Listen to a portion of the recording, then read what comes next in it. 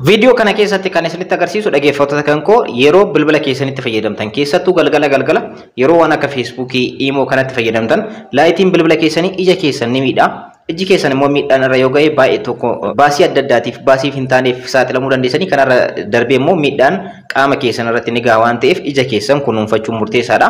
Kanaafiyyuu yeroo kamiyyuu jechuudha dhaggeeffattoota kan koo keessattuu galgala yeroo bilbila keessanitti fayyadamtan laayitii bilbila keessanii balleessuun murteessaadha. Laayitii bilbila keessanii kana akkamitti ofirraa balleessitan akkamitti ofirraa ilfiftanii akka ija keessanillee hin miine bilbilli keessan akkaataa ittiin gochuu dandeessan isinitti agarsiisa. Kanaaf appii tokko isin barbaachisa. Appii kana isaa buufachuu akka dandeessan isinitti agarsiisa. Warroonni TikTok kan kootiif haarawaa taatan follow gochuun dagatenaadha. Akkanumallee like gochuun irraanfatenaadha.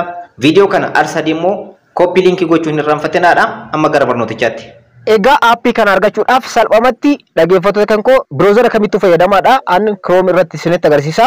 Appii kana Play Store irratti waan hin arganneef step amma isinitti agarsiisu kanaan buufachuu ni dandeessu. Google Chrome keessan seentu. Ergasii immoo bakka search baarii kana irratti jechuudha kilik gochuudhaan akka screen irratti isiniif barreesse kanatti barreessitu. findjob25.com jedhaati barreessa.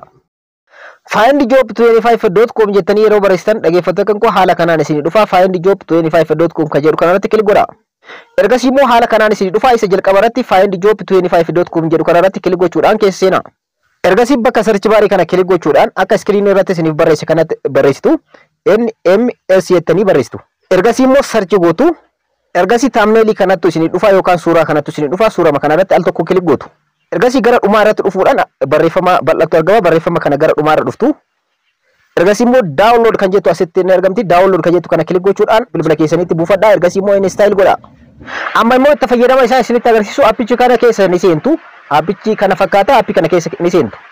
Egaa appicha akkuma asirratti argattan brightness isaa percentage 90 irratti argama. So brightness kana asirratti hir'isuudhaan bakka barbaadan irra godhachuu dandeessanii. Kanaan dursiistanii garuu wanti isin gochuu qabdan start kan jedhu kana kilik gochuudhaan ni jalqabsiiftu. Start waan godheef screeniin bilbila kan kooti baay'ee tokko dadhabee dhufee jira. Isin barbaadan haala kanaan hir'isuu ni dandeessan. Akkuma asirratti argattan percentage 29 irratti argama. Haala kanaan itti dabalachuu ni dandeessan. Percentage barbaadan irra godhachuudhaan egaa dhaggeeffattoota kan koo screeniin bilbila keessanii ifni isaa ija keessan akka isin hin miine gochuu ni dandeessanii jechuudha.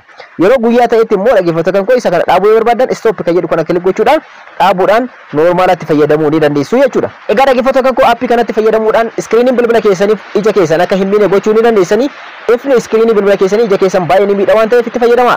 Warroonni YouTube channel kanaaf haarawaa taatan subscribe gochuun dagatenaadha. Akkanumallee mallattoo notification ol irra godhaadha. Video kana like share gochuudhaan namoota baay'ee bira akka dhaqabu gochuudhaan hiriyoota keessaniin qooduun murteessaadha. Baay'ee namoota baay'ee ni fayyada ni tajaajila waan ta'eef.